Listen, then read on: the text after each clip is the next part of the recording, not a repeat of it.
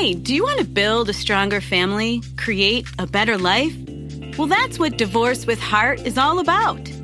It's a show where I guide you along your divorce and co-parenting journey using the heart's wisdom, intuition, and legal expertise. So sit back, take a deep breath, relax. My name is Gina DiPrima. Let's get started.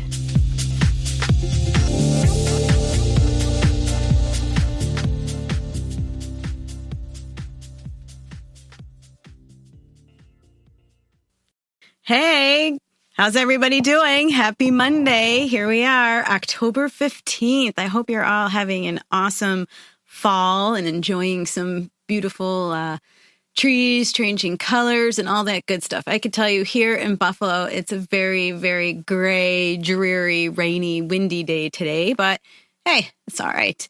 It's episode 25, and I'm so excited to be here with you. I'm glad you're on and we are live. If you want to give us a call today, you can do that. I've got a special guest with me because today we are talking all about parenting, what I call technology zombies. And I mean that, kind of in a tongue-in-cheek way. I'm referring to kids. I know my kids especially are technology zombies. So we're talking all about parenting technology zombies from two different homes. And my guest today is Cheryl Cosmerl. She's a licensed clinical therapist practicing in Denver, Colorado. She's got 20 years of professional experience and specialized experience working with children, adolescents, young adults, and families that have experienced abuse, neglect, and trauma. So she's really been involved in this field for a long, long time and has even developed a curriculum called Sexting Solutions. So she's with us today. I can't wait to bring her on. We're going to talk all about the technology issues and how that's impacting the family and things that you can do, really, whether you're parenting apart or even parenting together, because it's all about raising kids in a safe manner, keeping them safe online and, raising good citizens. And in fact, that's the goal of Cheryl's new community that she's created or co-created on Facebook called #Parenting. So I definitely want to encourage you to check that out too. It's #Parenting. It's a group on Facebook and it's for parents, whether you're together or apart, it doesn't matter. But the point is let's keep our kids safe online, right? So I was going to answer a couple of calls, but since we are off to a bit of a later start today due to our technology issues, I'm going to apologize to people that have messaged me this week in the hopes that they'd get an answer live. I'm not going to do that, but I will provide you with an answer off air. And if you're willing to wait for an on-air answer, I can do that as well. So I'm going to bring Cheryl on. Cheryl, are you here? Yes. Hi, Gina. Thank you for having me. Oh, yay. Thank you. Thank you so much. I'm so glad to have you. Sorry, we're a little late today. I hope that doesn't mess things up for you too much. But so did you hear okay. Oh, good. Did you hear the intro? Did I miss anything that maybe you want to add in your history? No, I think you covered it. I've been working in this field for about 20 years now, and I've seen how working with kids and teenagers, things have really evolved now that we have technology at our fingertips, and it really changed the way that you need to parent when it comes to kids. Yes, absolutely. Right. And I was saying, I refer to these kids as technology zombies because, as you know from our discussions off air, I have a 13-year-old and a 12-year-old. And, my daughter, it's so hard to get her away from her phone. Like the phone for her is her lifeline, her blood, like her doorway to the world. Right. And my son, on the other hand, sure, he does other things. He's an athlete, but that PlayStation, right? It's so hard to pull them away. And I know that there's a lot of people out there that feel the same way and have the same struggles. And it's just that the family dynamic has changed. So what are just some general things that you would explain to parents parents like me? Well, I think a good place to start is really having clear expectations about technology and the amount of time that they can use technology. But even starting before that, I think as adults, we have to model the behaviors to the kids that we want them to use. So when it comes to technology, if we're always on our phones, if we're always on our devices, and we're telling them to get off their devices and off the phones, it's kind of a moot point. I've run groups for years where I've run a sexting group for kids who have gotten in trouble for sexting behaviors. And it's interesting to me on the first night of the group when the parents are there, and I've had to actually ask parents to get off their phones and pay attention to what I'm teaching them. So I think the first step is, as adults, what are we modeling to our kids? Are we on our devices at all times and asking them to get off their devices? And then I think the second step is really setting up clear expectations. Mm-hmm. And what would that look like? I imagine it would vary with the age of the child. Well, I think it starts with possibly when they actually have a device, setting up like a written contract that actually has the expectations of how long they're allowed to be on the phone, and not just phones, but devices in general, because, yes, video games are such a big thing, especially with Fortnite this summer. I know that a lot of kids, once they went back to school, they went through their Fortnite withdrawal. So it definitely does start with just setting up limits and guidelines of when you can use the device and what has to be done. We have on our website, #parentingtips.com, we have a technology contract, and we talk about in this contract how first your responsibilities have to be completed, like your homework or your chores or things that are supposed to be done around the house, and then you can have your allotted technology time for the evening. And I think that time should vary from during the week to the weekends. Mm-hmm. Okay. And in terms of this, I know, and again, I guess I'll just reflect back to my own experience, some of the excuses that I've heard, because maybe some of our listeners can relate to that. But that whole idea of the phone, the device is an earned privilege, and you have to get everything done first.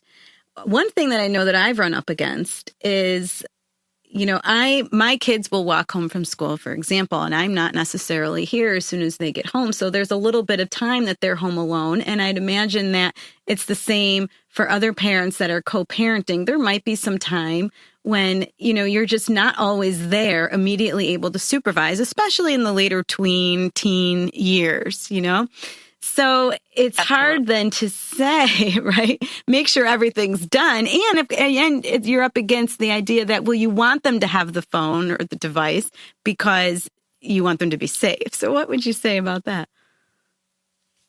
So I think the first thing is the last update that Apple just came out with, and there's other apps that you can get this on, is there's apps and ways to monitor on the device their amount of screen time and their amount of use on the screen for the day.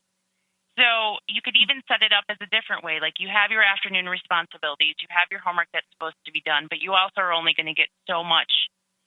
And they can decide you decide together what is the amount of time that they'll have. So if they only have an hour of electronics a day, it's them also figuring out how they're going to use that. Are they going to use that all in the afternoon as soon as they get home, or are they going to use it in the evening?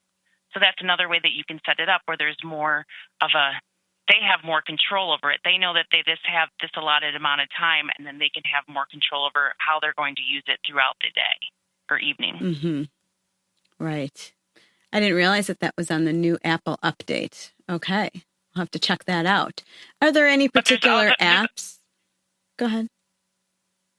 I'm trying to think. As soon as I said that, I'm like, what apps? I know that there's definitely apps out there, and if there's a place that you can post it on your page, we can post some suggestions if you don't automatically have it on your phone, but it does measure your usage, and it breaks up your usage into the different things that you use the device for. Mm-hmm. Okay. That's definitely information we can get you.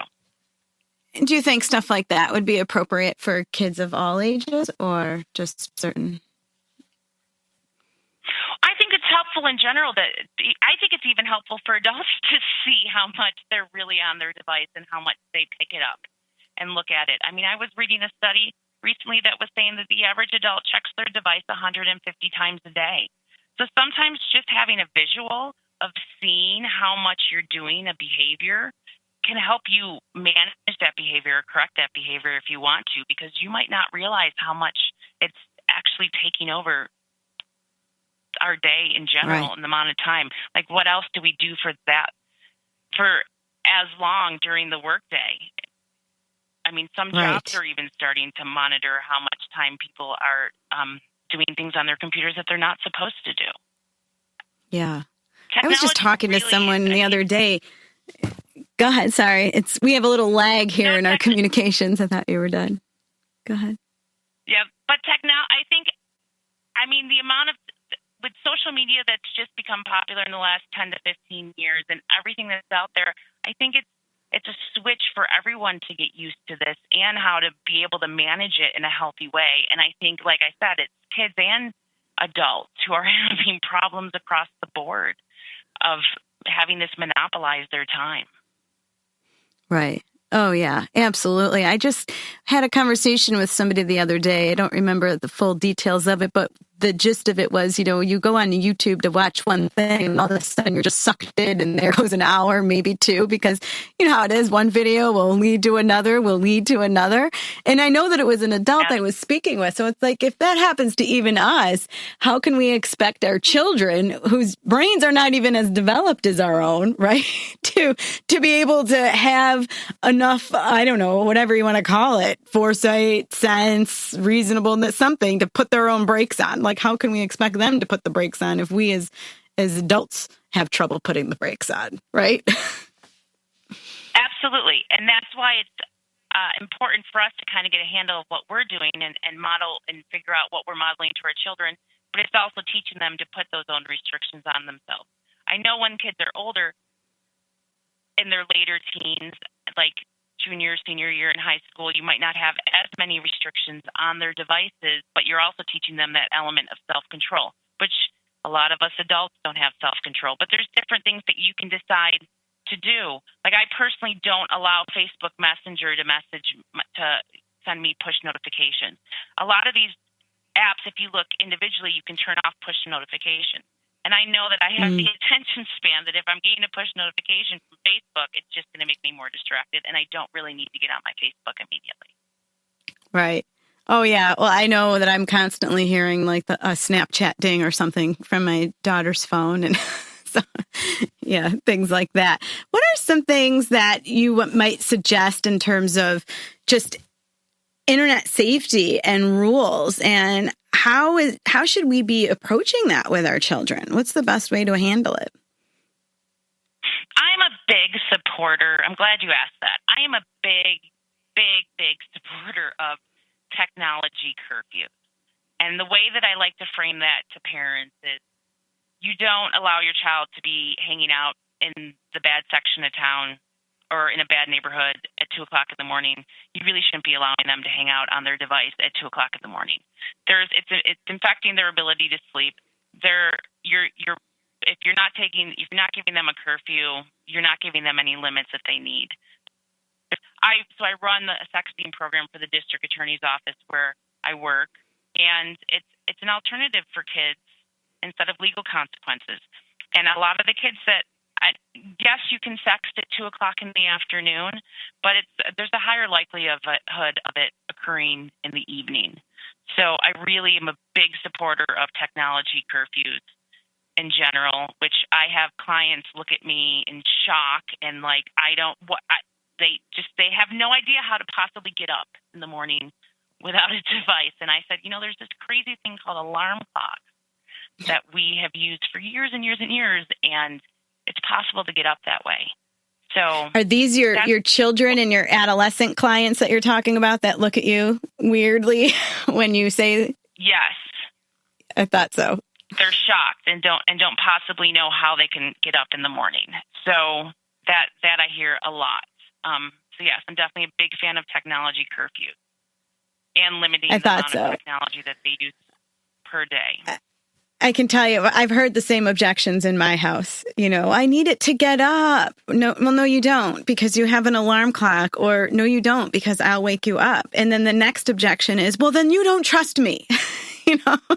That's where the kids jump to. They think that because we're saying you can't have the device in your room at night, it's a parental rule. It's our right to limit you on that it means somehow that we don't trust you. And I don't think it is an issue of trust. I like your example of, I would protect you in just the same way, and that I wouldn't let you roam around in a bad neighborhood, at 2:00 in the morning. It's the same thing.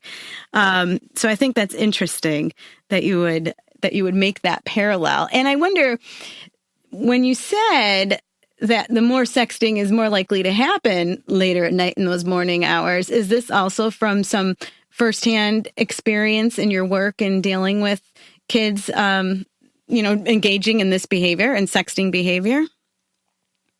Yes. So over the course of the last 5 years, I've run a sexting program for the district attorney's office in the town that I live in. Instead of originally sexting, the law has changed as of January 1st. So originally sexting was a class 3 felony, and people could be required to register on the sex offender registry. And we decided that consequence did not fit the crime at all, and because the sexting laws were outdated. So as an alternative to charges, they could take my class. And so a lot of the experience that I have with teenagers and tweens, and even younger than tweens sexting, because I've had to run a couple classes for 10, 11-year-olds who are sexting. I've learned from firsthand, like hearing from these kids firsthand, these complaints. And I know that the kids say, you don't trust me. And what I like to say to the parents is you're trusting them as much as you should trust a kid. No teenager Amen. or preteen, absolutely. No teenager or preteen is ever going to thank you for limits and boundaries. They're not. In the history of teenagers, are they going to say, I really appreciate you giving me strong limits and boundaries. That your reward for that is in their 20s and 30s when they leave your house and have successful lives of their own. So you're going to get pushback, especially when it comes to technology, the rules weren't in place and the limits weren't in place. And that's what a teenager is supposed to do. They're going to give you pushback, but you're ultimately the adult, and you have to be clear with your expectations. Right. 100%. So no devices in the room when they should be sleeping. And after all, I think the other answer to that is, what do you need it for anyways? You're sleeping, right? But that's rule number one. What's another rule? Something that we can implement to help keep them safe? I'm also a big fan, which I know this isn't going to be popular with a lot of parents. I'm a big fan of no devices in the bedrooms, period, and using the devices more often in private spaces in the home. I come across a lot of kids watching a lot of inappropriate content. As a clinical therapist, I'm dealing with teenagers, not only teenagers addicted to technology in general, but I'm dealing with teenagers addicted to inappropriate content that they're watching on their devices, and there's a lot of stuff that kids can access nowadays that you would not. It's more than you can possibly imagine, and things you probably could not even imagine that's on the internet. So I'm not a big supporter of devices actually in the bedrooms at all. That makes sense. And, most of them know how to erase their history anyways, right? I mean, our kids are smart. And what about just the idea of who they're talking to? It's always been a longstanding rule in my house that I've tried to closely follow and implement, that I've said, you cannot, be friends with, or whatever, depending on whatever the app is, right? You're either friends, you're following, whatever the case may be. You can't do that unless you've been able to actually confirm in person that the person is who they say they are. That's the only way that I've been able to find that kind of deals with that issue of anonymity on social media and the internet, because we don't know that people are who they say they are, right? Absolutely. And that's the thing is, with the internet, you're allowing all these strangers into your home. And if they're not, and I have a lot of kids that I work with in my practice that they will come in and we start to talk, and they start telling me about their boyfriend or their girlfriend, and when I gather more information, I realize their boyfriend and girlfriend live on the other side of the country from the information that they have, and they've never even really met the person. So I think that's another big concern with technology nowadays is the people that they are talking to and the information. Not only should you not be communicating with anyone that you have not met personally, because I see it with a lot of times it's people a friend of a friend, which you don't even know who that person is. And I've worked with cases where kids have gotten themselves in a lot of trouble from meeting. I mean, there's a lot nowadays. It's actually with online predators having access into your home, and that's actually a big problem to worry about with the technology piece and allowing them to have unlimited contact to be talking to people, anyone that they don't really know who they are. And predators prey on the fact that the person is unsupervised, has all this time on the internet, and has more access to them. Mm-hmm. Mm-hmm. Are there any apps or methods that you see, I think, kids using more often that leads to trouble? Well, Snapchat is a pretty dangerous site. And I know that the average teenager wants Snapchat and has Snapchat on their phone. What's really concerning about Snapchat is people get this false sense of security that things are deleted and they go away. And nothing's deleted, nothing goes away. It's just stored in the Snapchat server. And there's been times that there's been hackings. And what's concerning about Snapchat is the highest percentage of users on Snapchat is the age 11 to 17-year-old, and the behaviors that they're doing on Snapchat. So I think Snapchat can be pretty dangerous. A Kik is another big sex trafficking app that people are speaking to strangers, and there's a link to sex trafficking and the Kik app. I mean, a lot of these this is the thing with a device, and this is something that parents absolutely have to understand. Anything, I think parents at first need to also take note of what devices have internet access in their homes. A lot of times people have old cell phones that they just throw in a drawer and they don't think about it anymore, and because they upgraded to the latest and the greatest cell phone. And even if you think that you are monitoring your children's devices, you need to be monitoring all the devices that actually have internet access, because any device, a phone is just a computer when you turn it off. So you can link anything to Wi-Fi and then download a messaging app and be able to communicate with anyone. And I think that's something I come across with parents quite a bit, is they don't understand the extent of the devices in their home that actually have internet access and that the kids are on. Oh, that's so true. And, I just want to add to that. And it's not even just, in my experience in talking with kids, it's not even just that, some things could be preserved in the Snapchat, whatever registries somewhere, when it can come out that way because of some kind of a breach. But also, it's very, very easy for somebody to take a screenshot of whatever it is before the thing is even erased. You never know who is going to look at your phone in any given moment in any time. And I know that this has caused problems. I've had plenty of clients tell me about it in their friendship circles and things like that, where all of a sudden somebody took a screenshot and then sent that screenshot around, and, it goes viral in their little circles. And so I think that's the other thing to think about, is it's not just that. And Google Hangouts, I had that come up in a case, and that was the exact thing. Somehow, I guess they were messaging, and the kid thought wrongfully that, that this was a safe medium and nothing could get out. It couldn't be leaked in any way. But it was, because the person on the receiving end was somehow preserving it. I don't remember if it was a screen recording or whatever they were doing, but it was preserved, and it led to a lot of problems. And this whole idea about other devices too brought to mind a little incident that came up once for me in my practice as well, where the phone was taken away. This boy was having a lot of problems, but what happened at the end of the day is he was able to find an old iPod that he had from years ago that his parents had taken from him and completely forgot. Well, guess what? he was still able to charge it up and he was still able to use it. Absolutely. So, yeah, taking inventory of even those devices that you've previously took away or you thought were dead or they're so outdated. Oh, yeah, the kids know how to use them. They absolutely know how to use them. Oh, and that the story that I was relaying about the Google Hangout thing, be aware because that actually happened on a school-provided device. So, you know, we as parents can do so much about knowing and taking away the phones or taking away the PlayStations. But these days, schools are providing iPads and Chromebooks and things like that.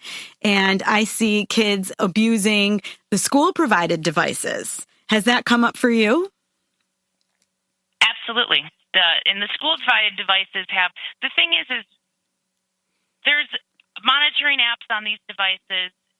And a lot of times, parents think that that's all that needs to happen is school has some form of monitoring device on the device. But it's also important for parents, I think, to be monitoring their kids' devices as well. And the kids understand that you have a right to monitor every once in a while and check in on what is going on, because there is this false sense of security about things delete or things go away, but you really have no control over something once you've written it. And the other thing is, with harassment cases, you being an attorney, you understand this more than I do, but I've received a lot of harassment cases where the police kind of feel like all the investigative work is already done for them because everything's documented that the person's done. Mm-hmm. It's not like this person's harassing me verbally and I have to find a way to prove that they're doing this behavior to me. When it comes to the harassment on the devices, I mean, there's ways that law enforcement can take pull up the device on a machine and pull up things that the kids have done on the devices. And kids don't also understand how things can also be traced back to their device. But going back to what you're saying about like Snapchat, there's a lot. I mean, there's even apps out there. I think the other false security is if someone took a screenshot of my photo, I would know. But there's even apps out there that you can open the app in their app and then you can screenshot without them knowing. Or I've had kids just sit there where it's a group of kids sitting around and they pressure someone to do something like send a picture and they just have a person's phone is open and another person's phone is open on top of that, right? Take the screenshot as soon as it comes up and then the person doesn't even know that there's other people sitting there or there's other people who have the screenshot. And that's another really big thing with kids is stressing that once it's out there, you have absolutely no control over who sees it, where it goes, and it can just magnify quickly without you knowing. Yeah.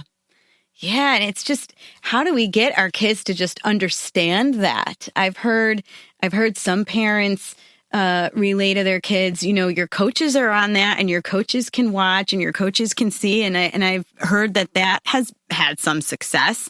I've heard others just say, you know, don't put anything out there, including any picture, unless you think it's something that I, as your parent, would be comfortable with, or your grandparent. You know, if you can put something out there and you would be proud that your papa saw it and you wouldn't be embarrassed, then it's okay. I've heard that sort of as a mental check before. But what else? I mean, how else can we just get our kids to understand the gravity of the risk and take responsibility for themselves?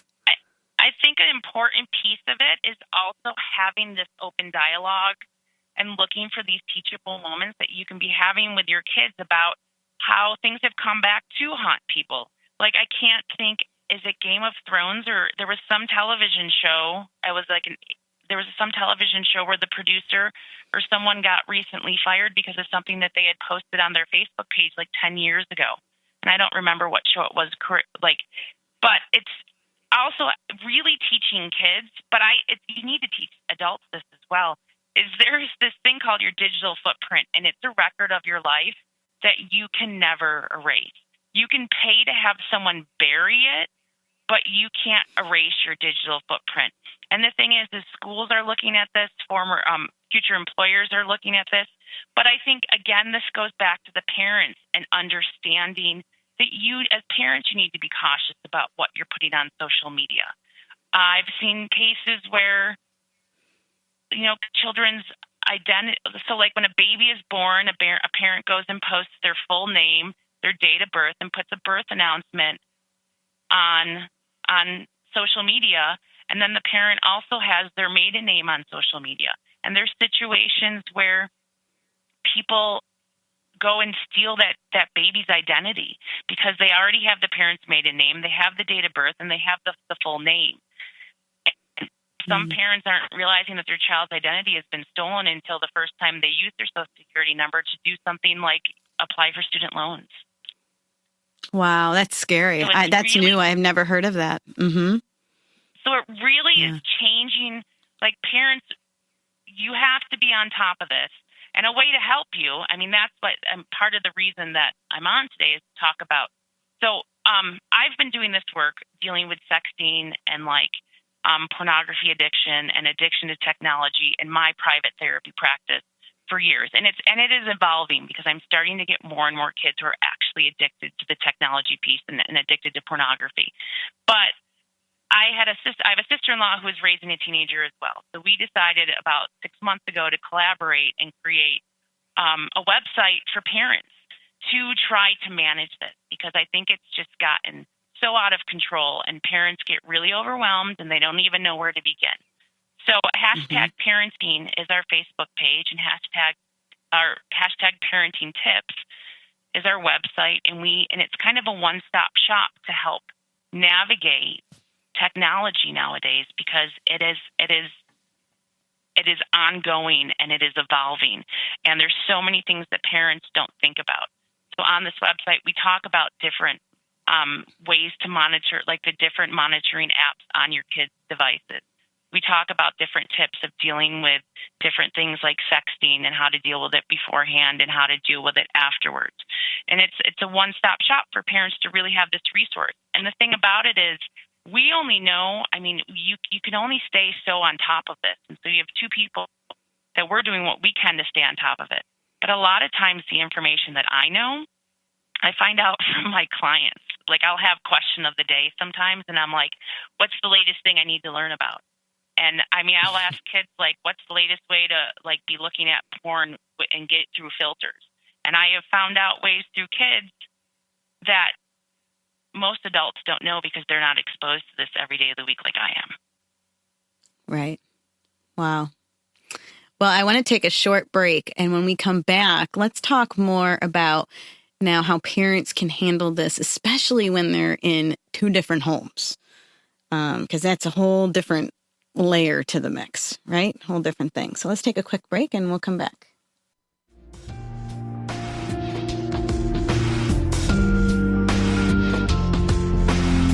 Hi, it's Gina here.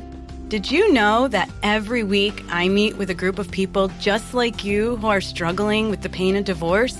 I help them to feel good about themselves again, make better choices, overcome their fears.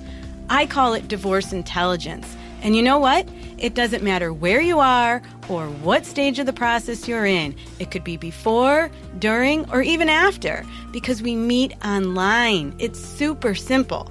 All that fighting, the crazy legal fees, the constant anger, the frustration, it's not mandatory. You don't have to struggle through this alone, and you don't have to question if you're doing the right thing. There's a better way, and I know it works. Every week in my group, I draw on my legal experience and conscious uncoupling processes to help guide you through the process. And you know what else? I tap into the spiritual realm. I bring ancient healing techniques and soul-level guidance to you so you can experience deep, everlasting change. So if you're ready to heal and save yourself some time, money, and years of frustration, not just for you, but for your kids too, then give me a call and join Divorce Intelligence. It's a totally free call. All you have to do is go to doorwaytoheal.com. That's doorwaytoheal.com. I know you deserve a life of peace and happiness. So if you're ready to really divorce with heart, give me a call. Let's work together.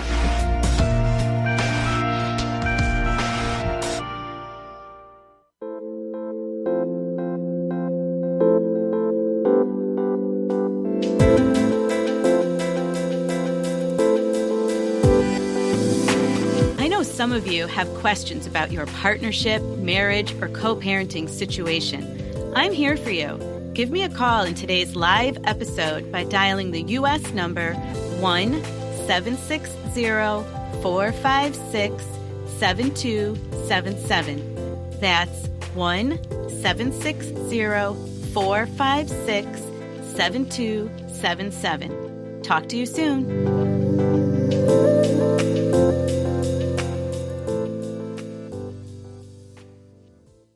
Okay, we're back. Thanks for sticking with us. Today, I am joined by Cheryl Cosmerl. She's a therapist with an extensive history helping children and adolescent and teens. And today we are talking about technology and how we can keep our kids safe online and in this world today, and especially from two different homes or when they're going back and forth to two different homes. And that's where I want to get started now is, talking there. When you've got parents, it's hard enough when parents are together, right? And trying to manage this technology beast under one roof. But when you've got kids going back and forth and the stress of a divorce or the stress of co-parenting and parents find it difficult to even talk to each other, what are some tips or some things, Cheryl, that you think could be helpful in that regard?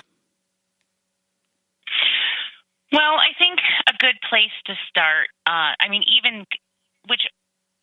even when you're co-parenting in the home, it's difficult with the rules about technology and who's who's sticking with the rules and who's not. And I think a good place to start is having a mutual agreement about what the technology rules and guidelines should look like in both homes. And I know that there's some parents who go by agreements and some who don't, but that's at least a good place to try to start is get on the same page about what technology is going to look like and what the expectations are. And I think something that I see with a lot of kids whose parents are divorced is I think it's consistent. Like if they're in trouble at one home for not following technology rules, and then they should be in trouble at the other home for not following technology rules. And I think it's difficult because kids, that's the nature of a child. They're going to try to manipulate. They're going to try to see what parent they can get away with more, even when both parents are under the same roof. And it can be pretty complex when they're in two separate homes. But trying to keep the rules and the expectations consistent between both homes, I think is a good place to start. So consistency is key. Yeah, go ahead. I think consistency is key, and also just making the decisions together about what technology they're going to have. I've seen situations where one parent wasn't aware that the child even had a device. So that's the other thing of like making sure you're aware of what devices they have access to, or if they even have a device, and making that decision together that when they can receive a device in the first place. Sometimes a device is necessary for the kids to communicate back and forth between both homes. So I think an arrangement can be made for them to be able to contact the other parent, but also, and then you can contact your child, but also being respectful of they are spending time with the other parent and making sure you're not trying to monopolize their parenting time. Mm-hmm. You know what else I think is important that seems to come up more and more lately is, a situation where a kid is doing something wrong, right? Maybe they were taking some photographs that were kind of, not exactly right, not horrible, but a little risky, right? And that's posted on Instagram or whatever the case is. They're doing something that you would not exactly appreciate. And one parent discovers it. No. And this is happening a lot because let's face it, our kids are, just like you said, they're going to try to get away with what they can, and there's going to be pushback. And as much as we try to parent them and set out rules, it's the nature of being a teen to try and get around some of these rules, right? So one parent discovers this. And what I'm seeing, and I think this is very unfortunate, is that what's happening is the finger is automatically then pointed at the other parent. That somehow it's the other parent's fault that, that photograph happened or, those messages went out because that parent isn't paying close enough attention, that they're not supervising the child. And I really think that that's a mistake, because just because one parent may have been the parent to discover it, and tell me, Cheryl, if you disagree, but I think the kid is doing it regardless, most likely, of whose house they're in or where they're in, because it's the mindset, and that child is getting around a rule and just doing it. And the parenting of it is just difficult regardless. What do you think about that? I just think that parents need to stop pointing the finger at each other. Mm-hmm. I absolutely agree. And this is the thing that I see so often in the clients that I work with whose parents are divorced, is when more energy is put forth to be angry at the other parent than the energy being put towards the child. Ultimately, the issue is the child made a bad decision. And ultimately, one of those decisions could have long-term impacts on their life. And if you're going to sit there and finger point and spend all this time and energy on who did what and who wasn't doing what they were supposed to do, it's taking the child. Actually, I've seen it a lot of times in family therapy sessions where the parents are divorced and the kid just sits back. Like, the kids practically create the situation to occur for the parents to start putting all the focus on themselves. And I've watched the kid just sit back with a big old grin on their face because they're like, look, it's not about me anymore. And that happens so often because kids, again, they can be master manipulators, and they know, well, if I can just get my parent mad at my other parent for this behavior, I'm off the hot seat. Right. And not even as intentional, but the result is the same, because the more embedded in their feelings the parents are, the more they're just stuck in how they feel and pointing the finger at the other parent, then the less present they are. So therefore, right, the kid ends up just naturally having maybe a little more freedom, a little less supervision, and a little more opportunity then to do the things that we're suggesting that they don't do in the, breaking those kinds of rules. So consistency between households, right? And then I think showing this united front that when if your child does break a rule, is getting in trouble, come together on the issue, and try to approach it more from the sense of how do we prevent this from happening, and how do we help our child to understand? Because obviously maybe a point was missed.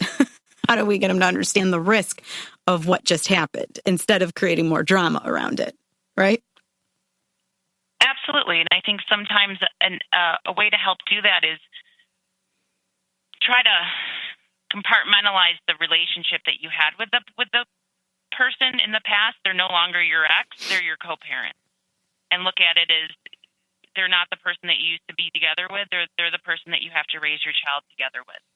And it's focusing on different ways that you can do things in the best interest of the child. And communication is a big piece of that. Another thing that I've seen parents who have been divorced struggle with is they don't want to communicate with the other parent, and they do whatever they can to not communicate with the other parent. And I think that's just such a disservice for the child, because you need to be united front with the child, making sure you're equally holding them accountable for their behaviors, and consequences are being carried out in both homes.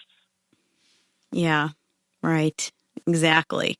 So even if you don't like your ex and don't get along well, keep the focus on your child and trying to raise good, productive citizens and kids that are going to be safe. Because at the same time, right, you don't want that minor infraction or somewhat maybe a smaller type of mistake to blow up into something bigger and worse, which could happen if all of a sudden you're focused on each other and just fighting, and then the child has the more freedoms. So I think that's the point that we're both trying to make. Yeah.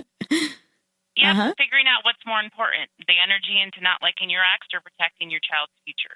So where I live and work, there is a deal that kids, if they are caught sexting, they don't have to go through the court system. They can take my class as a legal alternative. There aren't programs like this across the country. So ultimately, if you're not getting on the same page, the same page to be protecting your child and protecting your child's future. And a lot of these situations that they can get themselves in can be a it can have long-term emotional and legal and financial consequences, especially for the family if it comes to the financial piece, and you have to hire an attorney and try to get them out of these situations. Yeah, absolutely. Oh, it's a crazy world. Well, we're just about done, Cheryl. So I want to thank you again for being here, and just everybody remind you about the new Facebook group, #parenting, and the website of #parentingtips.com. You can get a lot more information about how you can protect your kids online, different apps, right? And other controls. And I also want to thank you again for joining me, of course. And I hope you like what you hear. And if you can take a quick minute and hop over to iTunes to leave a quick review or rating, that would just mean so much to me. And never be afraid to just let me know what interests you. Maybe you have a question that I can answer on air or topic that you want explored. I'm all ears, and I appreciate you being here. Thank you. Thank you so much for joining me today. Come back next week and be sure to visit my website at dpremalaw.com to book a call, or let's connect on Facebook at dpremalaw, where you can join my group for more support. Please remember that the information shared is for general and entertainment purposes only, and that by calling in or messaging me, we are not creating an attorney-client relationship, and my advice is not intended to be legal advice. For specific legal advice, please contact a lawyer in your jurisdiction. This show is brought to you by InflowRadio.com, the best curated talk radio network for personal development, wellness, spirituality, and conscious business.